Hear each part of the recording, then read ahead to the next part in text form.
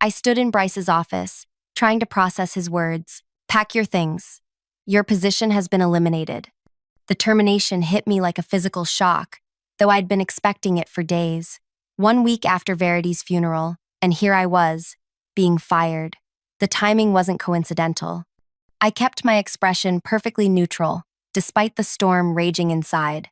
I understand. We'll need all client information transferred immediately, he continued, sliding a folder across his desk, especially any contacts you've been handling directly. I nodded, accepting the folder without opening it. Of course. And, he added, leaning forward with poorly concealed urgency, we'll need details about the West Coast accounts. Verity mentioned them before her. Unfortunate passing. That's when I knew. They had no idea she'd officially transferred the entire 1.2 million portfolio to me 3 days before her heart attack. No idea I'd already quietly resigned via certified mail that morning. I'll gather everything, I promised with a pleasant smile. Bryce seemed almost disappointed by my calm reaction. He'd expected tears, perhaps begging. Instead, he got professionalism that clearly unsettled him. You have until the end of the day, he said, dismissing me with a wave. I walked out of his office, past curious stares of colleagues who'd clearly been speculating about my closed-door meeting. Some looked away quickly, guilty about already knowing my fate. Others watched with barely concealed satisfaction. One less competitor on the corporate ladder. At my desk, I began methodically packing my few personal items into a small cardboard box the HR department had already provided. How considerate of them to have it ready. Nell from accounting approached, her voice lowered. Is it true? They're letting you go? Apparently my position has been eliminated, I replied, carefully wrapping the small crystal paperweight Verity had given me for my 3-year anniversary with the company. That's ridiculous.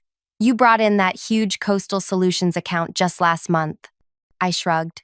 Business decisions rarely make sense from the outside. What I didn't say. This was exactly what Verity had predicted. Exactly what we had planned for. 6 months earlier, Verity had called me into her office late one evening. Everyone else had gone home, leaving the floor quiet except for the distant hum of the cleaning crew's vacuum. Kenna, she said as I entered, close the door. I did as instructed, settling into the chair across from her desk. Verity pushed aside her computer monitor and slid a glass of water toward me.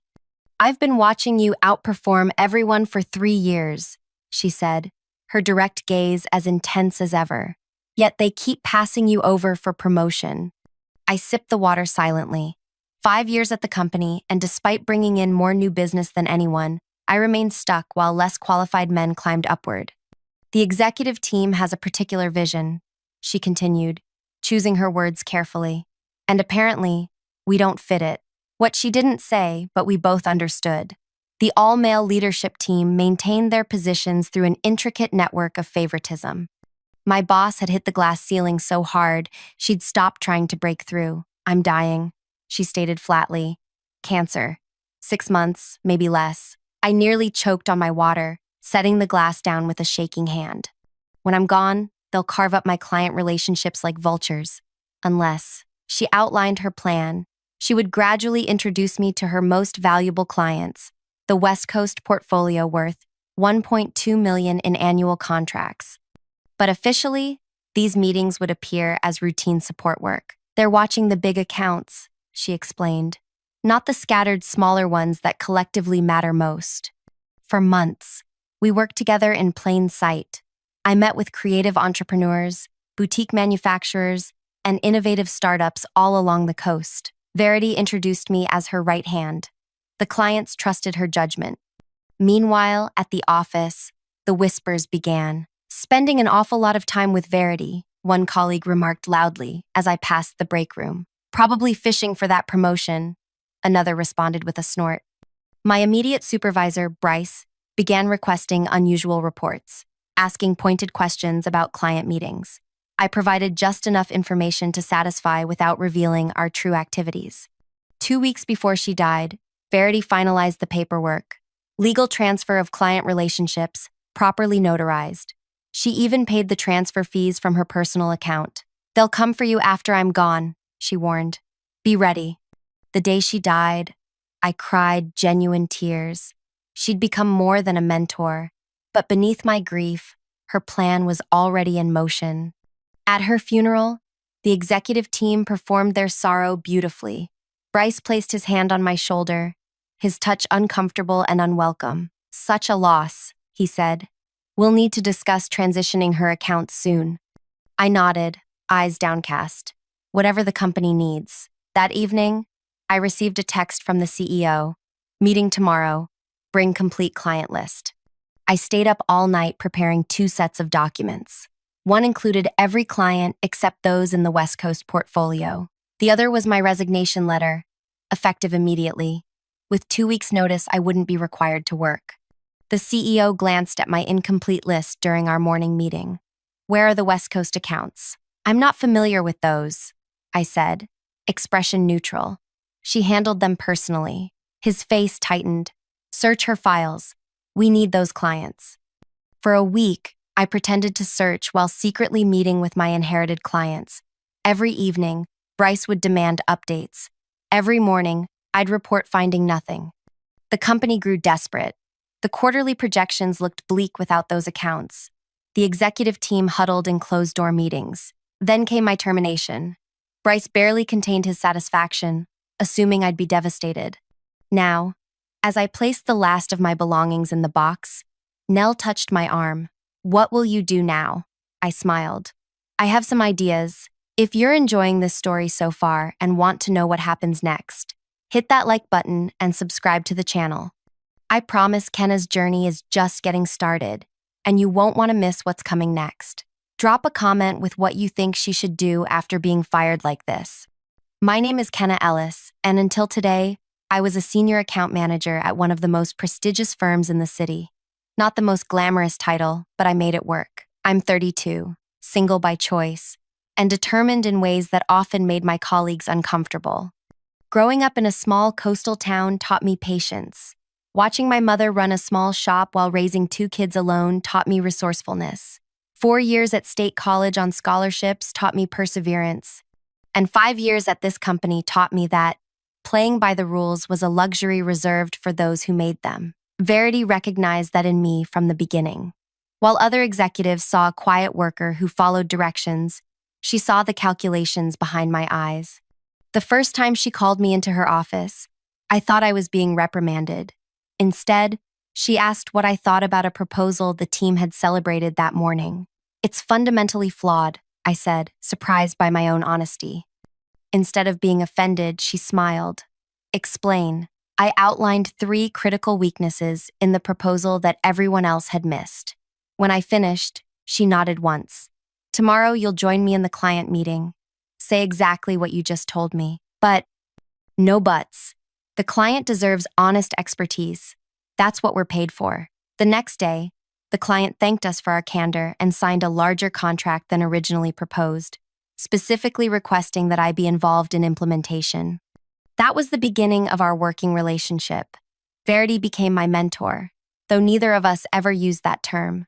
She pushed me, challenged me, and trusted me with increasingly important responsibilities. When I generated a 30% increase in my portfolio's revenue while others struggled to maintain their numbers, I expected recognition. Instead, Bryce was promoted to team lead, despite his mediocre performance. "You have to play their game," a female colleague advised.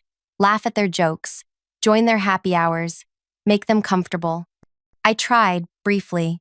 Spent evenings nursing drinks I didn't want, listening to stories that weren't funny, pretending to be interested in golf tournaments I couldn't care less about. It made no difference.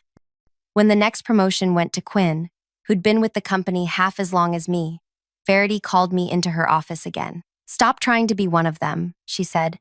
"They've already decided who you are." "Which is a threat," I laughed. "I'm not threatening anyone. You outperform them consistently without playing their games. That's the most threatening thing you could do." She was right, of course. My results spoke for themselves, but numbers couldn't overcome the invisible barriers. I watched as male colleagues took credit for my ideas in meetings, interrupting me only to restate exactly what I'd just said to nods of approval. I endured clients addressing questions to junior male colleagues instead of me, despite my seniority. And through it all, I kept breaking records, bringing in business, making the company money they happily accepted while denying me advancement. Verity understood. As the only female executive, she'd fought the same battles for decades. She'd reached a level of success that demanded respect, but never acceptance. I watched her navigate board meetings where her suggestions were ignored until a male colleague repeated them. I saw her excluded from golf outings where real decisions were made. "Don't make my mistakes," she told me once. I waited for them to recognize my value. Don't wait. But I wasn't sure what the alternative was until the day she told me about her diagnosis: stage 4 pancreatic cancer. 6 months at best. She'd kept it secret from everyone except her doctor and now me. "Why tell me?" I asked, still processing the shock. "Because I need your help," she replied, "and because you deserve better than what they'll give you when I'm gone." Her plan was both simple and daring. The West Coast portfolio consisted of 23 clients she'd personally cultivated over 15 years. Small to mid-sized businesses that collectively generated $1.2 million in annual revenue. Not the flashiest accounts that executives bragged about at quarterly meetings, but steady, loyal clients who valued personal attention. "These relationships are built on trust," she explained. "When I'm gone, the company will distribute them among the team leads who have no relationship with these clients. Half will leave within a year. What do you want me to do?" I asked. "I want you to inherit them." The next day began our careful choreography. Verity started introducing me to these clients as her trusted associate. We traveled to meetings together, her teaching me each client's history, preferences, and pain points. To the company, it looked like she was finally delegating some of her workload due to health issues she'd vaguely mentioned. In reality, she was transferring her most valuable asset to me: client trust. Zara, from the boutique tech startup, immediately liked me. "Verity never brings anyone to our meetings. You must be special." "Kenna sees things others miss," Verity said simply. Mateo, whose sustainable packaging company was growing rapidly, was more direct. "Are you taking over for Verity?" "Just supporting for now," I replied, following our agreed script. "Good. I hate repeating myself to new people." By the 3rd month, I knew every client's business almost as well as Verity did. By the 4th month, some were calling me directly instead of her. By the 5th month, we were ready for the legal part. "Everything must be documented properly," Verity insisted. "They'll fight you otherwise." We met with her personal attorney, not the company's legal team. Papers were drawn up, signatures notarized, client permissions obtained. One by one, the accounts were officially transferred to me as the primary contact. The company remained oblivious, focused on larger accounts and quarterly projections. When Verity began coming to the office less frequently, citing medical appointments, no one questioned my increased client meetings. They assumed I was covering temporarily. Only Bryce seemed suspicious, demanding increasingly detailed reports. "The executive team needs visibility into these accounts," he insisted. I provided surface-level information, nothing that revealed the depth of my new relationships with these clients. Verity had warned me about him specifically. "Bryce has been trying to get his hands on my portfolio for years," she'd said. "He knows those clients represent security, stability." 2 weeks before her death, Verity invited me to her home. I'd never been there before and was surprised by its modest size and practical furnishings. No extravagance despite her executive salary. "I live within my means," she explained, noticing my expression. "Financial independence gives you options. Remember that." On her dining table lay the final documents: official transfer of client relationships to me personally, not to the company, all properly executed. "Is this even legal?" I asked, stunned by the comprehensiveness of the paperwork. "Completely. I'm transferring relationships I built, not company property. The distinction matters." She slid the papers toward me. "Keep these somewhere safe, away from your home and office." I arranged for a safety deposit box that afternoon. "They'll come for you after I'm gone," she warned, her voice weaker than I'd ever heard it. "Be ready." 3 days later, her assistant called me in tears. Verity had suffered a heart attack in her sleep. She was gone. The company's response was swift: a tasteful email announcement, a donation to cancer research in her name, a team meeting where the CEO spoke about her contributions before quickly pivoting to moving forward and maintaining client relationships during this transition. At her funeral, I stood apart from my colleagues, watching their performance of grief. The CEO gave a polished eulogy that somehow managed to make Verity's achievements sound like they belonged to the company. Bryce approached me afterward, his expression sympathetic while his eyes remained cold. "Such a loss," he said. "We'll need to discuss transitioning her accounts soon." I nodded, eyes downcast. Whatever the company needs. That evening came the CEO's text, demanding the complete client list. The next morning, I provided the incomplete version, omitting all 23 West Coast clients. "Where are the West Coast accounts?" he demanded, frowning at the list. "I'm not familiar with those," I lied smoothly. "She handled them personally." His face tightened. "Search her files. We need those clients." For the next week, I performed a thorough search of Verity's office, finding nothing because there was nothing to find. She'd been methodical in removing any trace of these particular client relationships.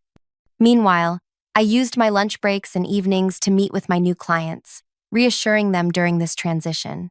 Every single one expressed sadness at Verity's passing. Most added how relieved they were to still have me. "Continuity is everything in business," Matteo said during our coffee meeting. "If they'd assigned someone new, I would have walked." Each day, Bryce grew more agitated. The quarterly forecast looked increasingly concerning without those accounts. The executive team held closed-door meetings that ended with grim expressions and hushed conversations that stopped when I walked by. Then came my termination meeting, the culmination of their frustration and my preparation. As I carried my box of belongings toward the elevator, Bryce approached one last time. "Before you go," he said, voice low and urgent, "where are those West Coast files? This isn't personal, it's business. The company needs those accounts." I set down my box and looked him directly in the eyes. "I have no idea what you're talking about. Don't play games, Kenna. Those clients represent over $1 million in annual revenue. They belong to this company." I picked up my box again. "Actually, they belong to whoever they choose to work with." His face reddened. "Is that a threat?" "Just a fact," I replied, stepping into the elevator. As the doors closed on his angry face, I allowed myself a small smile. The termination I'd been expecting had finally arrived. But unlike what Bryce and the executive team believed, this wasn't the end of my story. It was only the beginning. The morning after my termination, I awoke before my alarm. The strange silence of not having to rush to the office settled around me like an unfamiliar blanket. For the first time in 5 years, I was unemployed. Technically. In reality, I was freer than I'd been in years. I made coffee and carried it to my small balcony, watching the city wake up. My phone buzzed with concerned messages from the few colleagues I'd been friendly with. Nell had sent 3 texts already, each more worried than the last. I answered her briefly. "I'm fine. Better than fine." The truth was, I'd been preparing for this day for months. The night before Verity's funeral, I'd opened a business checking account. 2 days later, I'd filed the paperwork for my new limited liability company. 3 weeks after that, I'd secured a small office space in a converted warehouse by the waterfront, walking distance from 5 of my new clients. All of this had been done quietly, methodically, following Verity's detailed instructions. "Don't rush," she'd advised. "Let them show their true colors first." And they had spectacularly. My phone rang. An unknown number. I hesitated before answering. Kenna Ellis speaking. "Ms. Ellis, this is Gavin Stewart, Chief Legal Counsel for—" "I know who you are, Gavin," I interrupted. We'd met at several company functions, though he'd never remembered my name. "Yes, well," he cleared his throat. "There seems to be some confusion regarding certain client relationships formerly managed by Verity Winters. The company would like to schedule a meeting to clarify these matters." "There's no confusion on my part," I replied, sipping my coffee. "Perhaps I'm not being clear. These client relationships belong to the company. Any attempt to redirect them would constitute theft of proprietary business assets. I'd been expecting this. Verity had prepared me for it. "I have no intention of discussing this further without my attorney present," I said calmly. Any additional communication should be directed to her office. I provided the contact information for Lorelei Chan, the lawyer Verity had introduced me to. This could be resolved amicably, Gavin said, his tone shifting to something almost friendly. The company is prepared to offer you a consulting arrangement to facilitate the transition of these accounts. Goodbye, Gavin. I ended the call and blocked the number. 20 minutes later, my phone rang again. The CEO himself this time. I let it go to voicemail. His message was terse. Kenna, this is a serious matter. Call me immediately. Instead, I sent a text to Mateo. Still on for our 10 a.m. meeting? His reply came seconds later. Absolutely. Bringing the new product samples. I showered and dressed with care, choosing a sleek charcoal pantsuit that Verity had once admired. Power isn't about blending in, she'd told me. It's about standing your ground. The temporary office I'd leased wasn't fully furnished yet. Just a desk, 2 chairs, and a small conference table. But the view of the harbor made up for the Spartan interior. Mateo arrived precisely at 10, carrying a box of prototype packaging.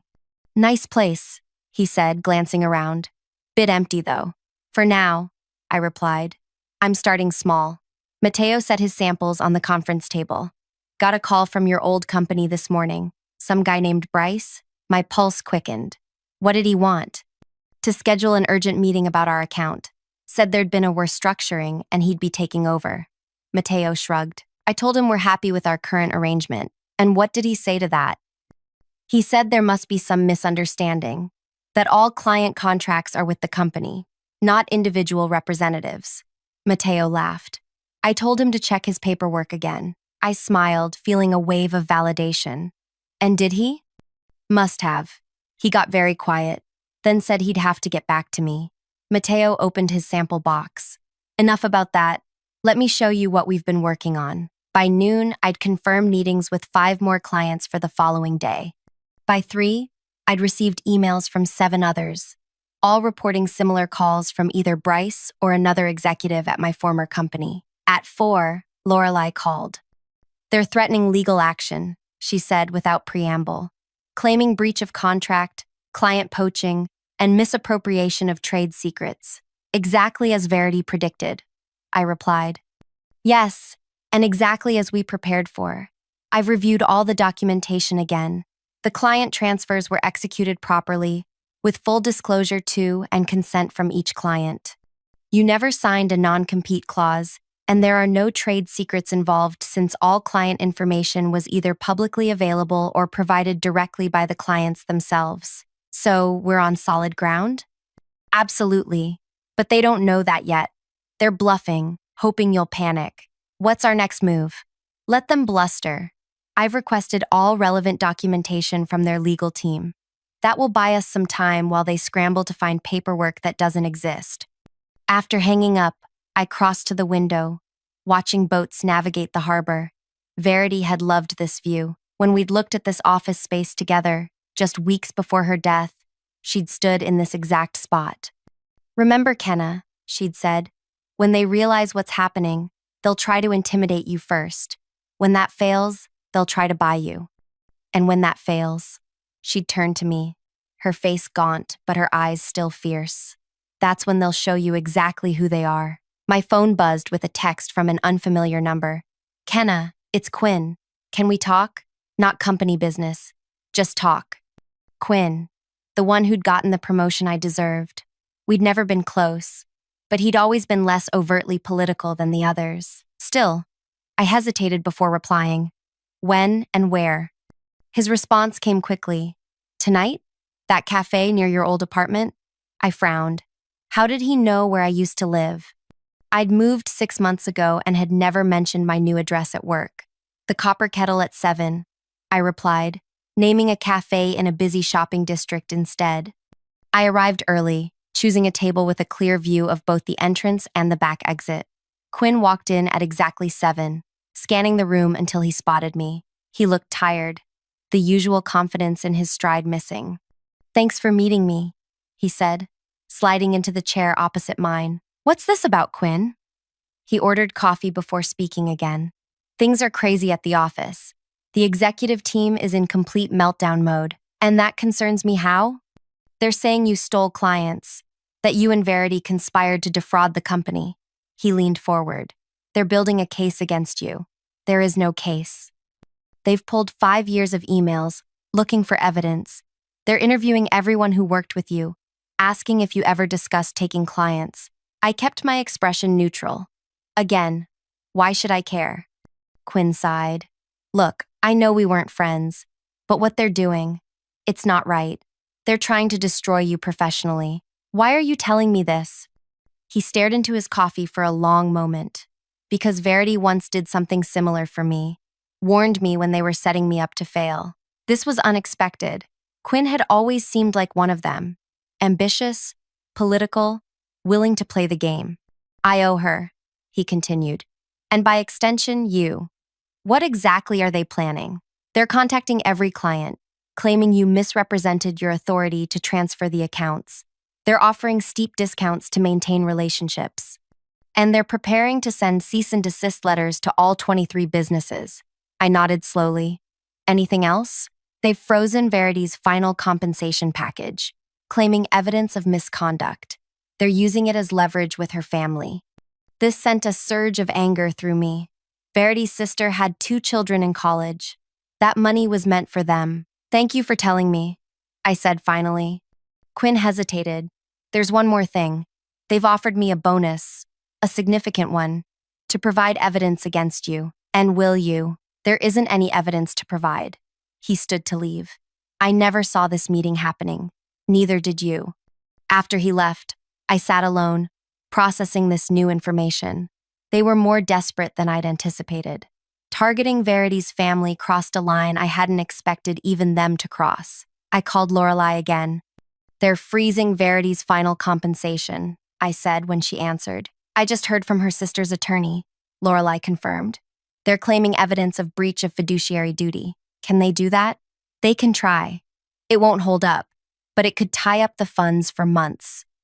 That's exactly what they want. Her sister needs that money now. I know, I'm working on it. I ended the call and headed home, my mind racing. This wasn't just about me anymore. They were punishing Verity's family to get to me. The knowledge sat like a stone in my stomach. The next morning, I received an email from the CEO himself, requesting a private meeting to resolve our differences amicably. I forwarded it to Lorelei without responding. Her reply was swift. They're getting desperate. The legal threats aren't working, so now they're trying diplomacy. Stick to the plan. The plan. Verity's plan, now mine. A careful sequence of events designed to give me maximum leverage when the time came. We were still in the early stages, but already the company was reacting exactly as she'd predicted. By the end of the week, all 23 clients had confirmed they were staying with me. My phone had been blocked from receiving calls from the company's main numbers, and Lorelei was handling all legal communication. The initial panic had faded, replaced by a steady determination. I spent my days meeting with clients, setting up proper workspace, and establishing the foundation of my new business. Evenings were devoted to strategic planning. I slept better than I had in years. Then came the first real complication. Zara called on Friday afternoon, her voice tight with stress. Kenna, we have a situation. Your former employer is telling our investors that our contract transfer was illegitimate. They're claiming it could invalidate our entire financing round. My grip on the phone tightened. That's completely false. I know that, but our lead investor is spooked. They're talking about pulling out unless this gets resolved. Zara's startup had just secured crucial second-round funding. Losing that would be devastating. Give me your investor's contact information, I said. I'll have Lorelei reach out directly. There's more, Zara continued. They've offered to cut our service fees by 40% if we come back. That's hard to ignore in our position. This was the first crack in the wall. If Zara went back, others might follow. I understand, I said carefully. That's a significant discount. But we don't want to leave you, she added quickly. You and Verity have been there from the beginning. We trust you. Let me see what I can do, I promised. After hanging up, I paced my small office. This was an escalation I hadn't fully prepared for. They were targeting the most vulnerable clients first, the startups with investor pressure and tight budgets. I called Lorelei again, explaining the situation. They're playing hardball, she agreed. But so can we. How? I can't match a 40% discount. I don't have the resources they do. No, but you have something they don't. I could hear the smile in her voice. You have Verity's contingency plan, I think. The next morning, I invited Zara to my office. When she arrived, Lorelei was already there, along with a man I'd never met, tall, silver-haired, with the confident bearing of someone used to being in charge. Zara, this is Ambrose Tanner, I said, Verity's former mentor and the founder of her first investment group. Zara's eyes widened. Ambrose Tanner was something of a legend in startup circles, an early investor in dozens of now successful companies. Miss Daswani, he said, extending his hand. Verity spoke highly of your innovation. Mr. Tanner, she stammered. I had no idea you were involved with Kenna's company. I wasn't, until yesterday, he replied, glancing at me. But Verity asked me to keep an eye on certain situations that might arise after her passing. Your current predicament qualifies. For the next hour, Ambrose outlined a potential partnership that would not only resolve Zara's immediate investor concerns, but potentially accelerate her company's growth timeline. By the time she left, the crisis had transformed into an opportunity. Thank you, I said to Ambrose after Zara had gone. Verity never mentioned she'd spoken to you about this. Verity kept many cards close to her chest, he replied. She contacted me shortly before her death, explained what she was planning for you, and asked if I'd be willing to step in if certain situations arose. And you agreed? Just like that? Ambrose's expression softened. Verity saved my company 20 years ago when everyone else had written me off. I owed her. Besides, he added with a small smile, I've been watching those executives mismanage talent for years. It's about time someone taught them a lesson. Over the next 2 weeks, similar scenarios played out with other vulnerable clients. When my former company targeted them with aggressive discounts or investor pressure, I found ways to strengthen those relationships rather than simply trying to maintain them. For Wade's custom furniture business, I connected him with 3 new retail partners. For Lark's organic skincare line, I arranged a feature in a major lifestyle publication. Each solution was tailored specifically to the client's needs, demonstrating a level of personal attention my former company couldn't match.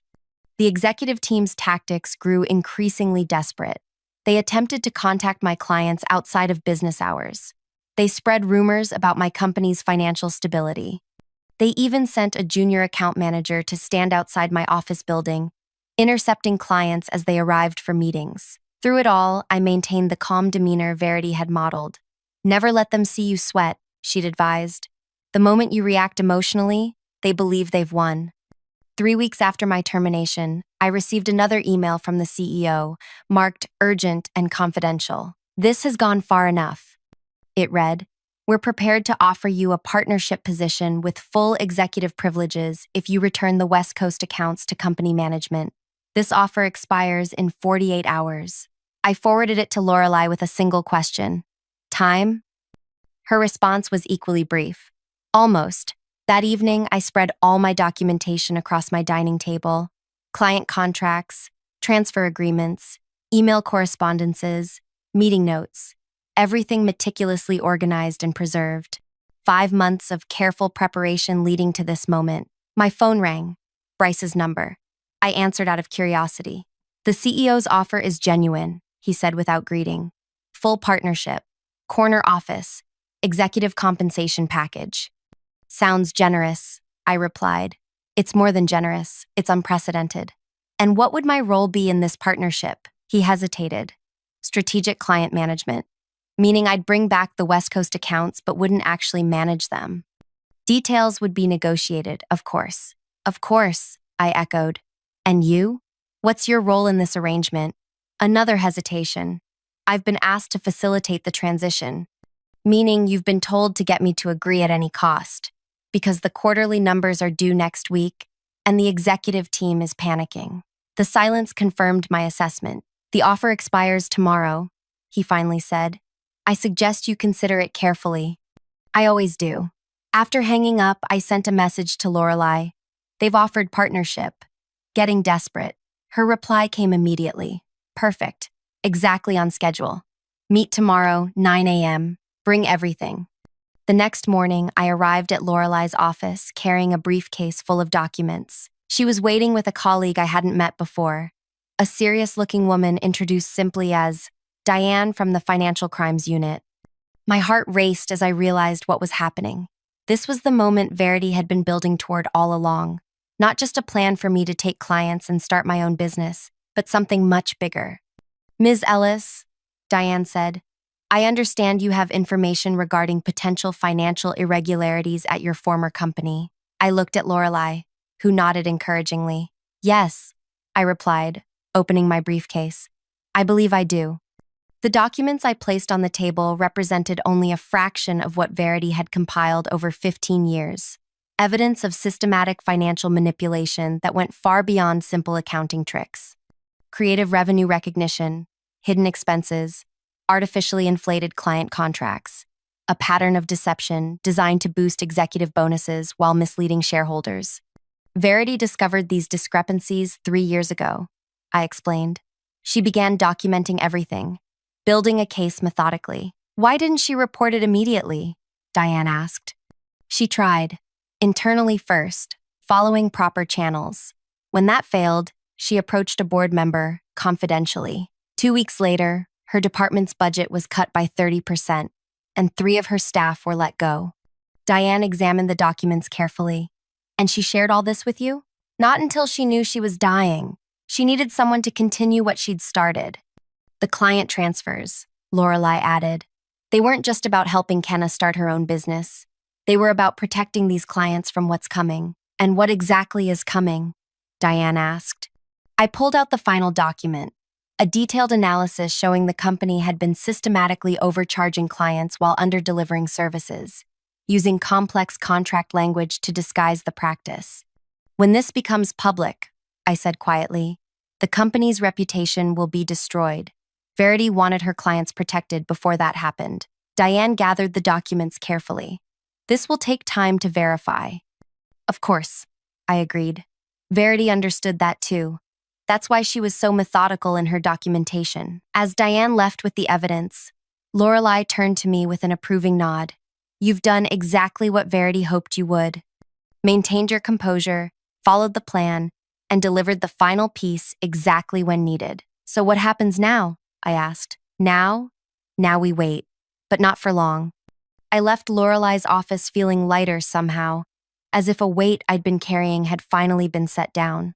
The last piece of Verity's plan was in motion. All those months of careful preparation had led to this moment.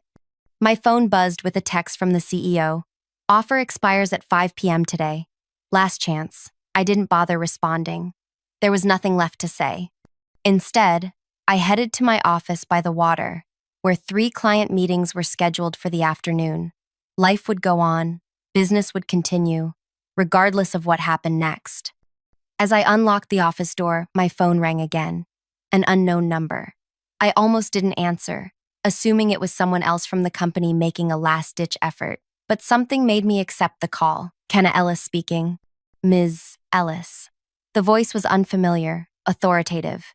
This is Detective Reeves with the Financial Crimes Division. We'd like to schedule a formal interview regarding the documentation you provided this morning.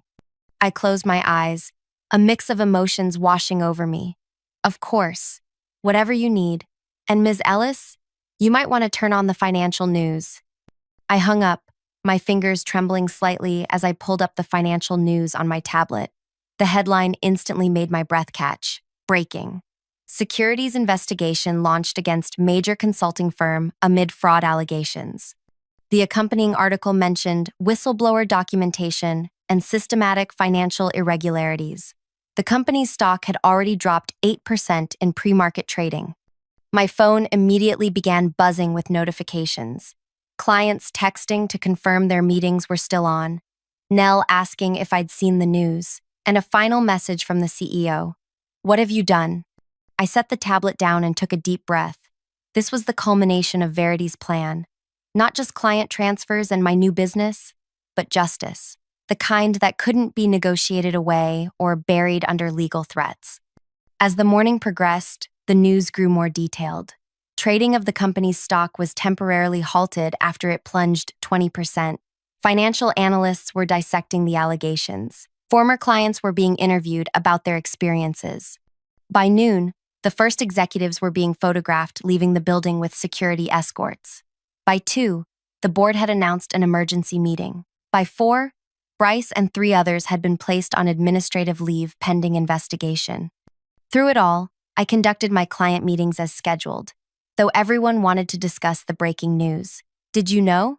Mateo asked during our afternoon conference call. Let's focus on your upcoming product launch, I replied, neither confirming nor denying. That evening, Lorelei called. The SEC has requested formal interviews with 17 current and former employees. Your name is at the top of the list. I assumed it would be. They've also frozen all executive bonuses and compensation packages from the past 3 years. I thought of Verity's sister and her college-aged children. What about posthumous benefits? Will Verity's family still get frozen out? Actually, no. I've already confirmed her final compensation package is being processed separately due to special circumstances. Apparently, no one wants to appear to be punishing a deceased whistleblower's family right now. I smiled, feeling a weight lift. Good. That's what matters most. There's something else, Lorelei added. They found Verity's original report from 3 years ago. The one that was supposedly lost when she first tried to report the irregularities internally. It was buried in a restricted executive file server. So they knew, all along, every single one of them. The entire executive team was complicit. I thanked Lorelei and ended the call, walking to the window of my apartment to watch the city lights come on as dusk settled. Everything was unfolding exactly as Verity had planned. The company that had systematically marginalized us both was now facing the consequences of its actions. My phone buzzed with yet another message. Quinn, this time. They're looking for scapegoats. Bryce is claiming you and Verity fabricated everything. I wasn't surprised. Let him. The documentation speaks for itself. I've been asked to provide a statement about your work practices. And will you? I'll tell the truth. That you were the most ethical person in that building. I set my phone down, oddly touched by his loyalty. Perhaps not everyone from my old life was an enemy after all. The next morning, Detective Reeves arrived at my office for our formal interview. For 3 hours, I walked her through every document, every discrepancy, every attempt Verity had made to address the issues through proper channels. She kept meticulous records, Reeves observed, studying a particularly detailed spreadsheet comparing reported client billings to actual services rendered. Verity believed in accountability, I replied. She used to say that integrity isn't what you do when everyone's watching. It's what you do when you think no one is. After Reeves left, I sat alone in my office, feeling a strange mixture of vindication and sadness. Verity should have been here to see this. She'd orchestrated everything so perfectly, yet wouldn't witness the results of her planning. My phone rang, an unfamiliar number with the area code from Verity's hometown. Kenna? This is Iris, Verity's sister. My heart quickened. Iris, yes, how are you? I just received notification that Verity's benefits are being released. All of them. The company's legal team suddenly became very cooperative. I'm glad to hear that. There's something else. Her voice softened. Verity left a letter for you with my attorney. He was instructed to deliver it 1 month after everything happened. Would you like me to mail it? Or I can come to you, I said quickly, if that's all right. 2 days later, I sat in Iris's modest living room, holding an envelope with my name written in Verity's distinctive handwriting. Iris had given me privacy, stepping outside to tend her garden. The letter was dated 1 week before Verity died. Kenna, if you're reading this, then everything has proceeded according to plan. The company is facing investigation, the clients are safe with you, and my family's financial security is preserved. What you don't yet know is why I chose you. It wasn't just your competence or your integrity, though both are remarkable. It was because 3 years ago, when I first discovered the financial irregularities, you were the only person who noticed something was wrong. With the company, yes, but more importantly, with me. You asked if I was okay when no one else saw past my carefully maintained facade. You offered help without knowing what you were offering to help with. In that moment, I knew you were different. The company will try to paint me as vindictive, a disgruntled employee orchestrating their downfall from beyond the grave. Perhaps there's some truth in that. But my real motivation was justice. For myself, for you, for every person whose career was stifled because they wouldn't play by corrupted rules. The portfolio I left you isn't just clients, it's opportunity. Build something better than what we came from. Create the company we always deserved to work for. There's one final thing. In the safety deposit box where you kept our documentation, you'll find a key to a storage unit. Inside is everything you'll need to fully understand the depth of what we've uncovered. Use it wisely.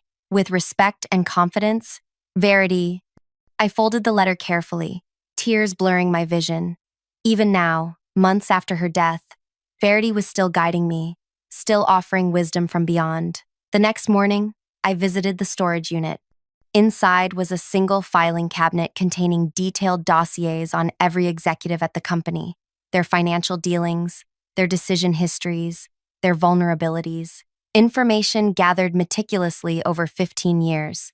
Among these was a separate folder labeled Board Connections, documentation of how each board member had been selected not for their oversight capabilities, but for their willingness to look the other way. Copies of emails, meeting recordings, evidence so comprehensive it took my breath away. I immediately called Lorelei and Detective Reeves. This wasn't just about financial irregularities anymore. This was systematic corruption at every level. Within days, the investigation expanded. The board chairman resigned. 3 additional executives were placed on leave.